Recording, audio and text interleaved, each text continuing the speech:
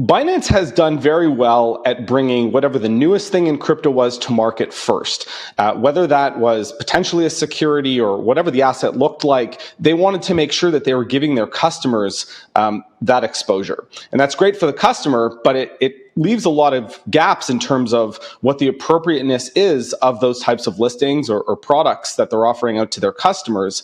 And so if you're in a market that says, okay, we have some rules set up, we have certain expectations that we're going to put on you and what you can offer customers, but some of the activities you're going to have to pause, you're going to have to not offer to retail investors, that doesn't quite fit into Binance's model. And I respect that. I understand why they would pull out and say, we're just not ready at this point to take on the level of registrations and reporting obligations. It doesn't mean I think that forever they'll never exist in the Canadian market, but for now, for their business, it doesn't make sense for them to be there. That's a great opportunity for the Canadian exchanges. You're seeing big US platforms like Coinbase do a pre-registration undertaking. It's what it's called currently in Canada. You're seeing them say, we're willing to play by the rules. We're going to do the registrations and we're going to work with the regulators to make sure that we're compliant in this jurisdiction. So that's an opportunity for these platforms that are in the US to lean into a jurisdiction that has started to create a path towards registration and to be compliant, and to say